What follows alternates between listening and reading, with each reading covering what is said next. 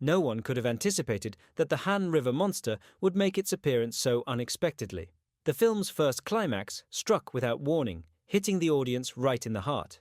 A year earlier, in a laboratory in Seoul, an American professor instructed his Korean assistant to pour a bottle of untreated chemical reagent into the Han River.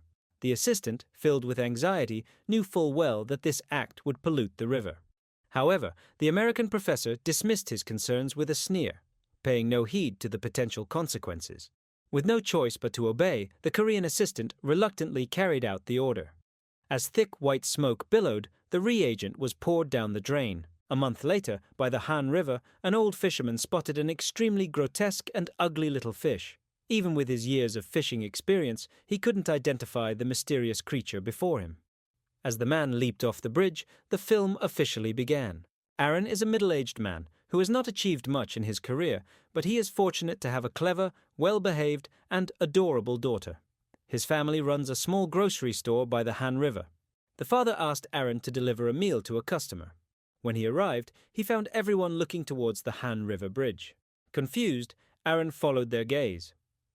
At that moment, the Han River monster appeared in full view for the first time.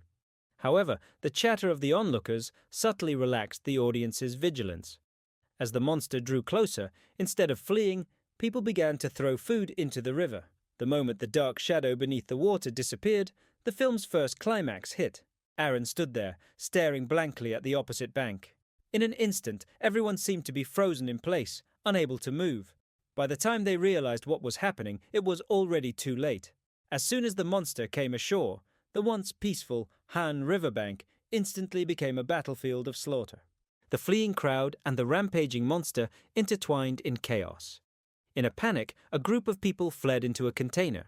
This seemingly safe and enclosed space, however, could not stop the monster. The monster broke through the container directly, causing it to shake violently and eliciting heart-wrenching screams from the people inside. The gruesome scene within the container was too terrible to imagine. When his daughter came outside, Aaron grabbed her and hurried to escape. The monster was closing in, step by step. In the chaos, Aaron tripped and fell to the ground. As he quickly got up and looked back, he was horrified to find that he was not holding his daughter's hand.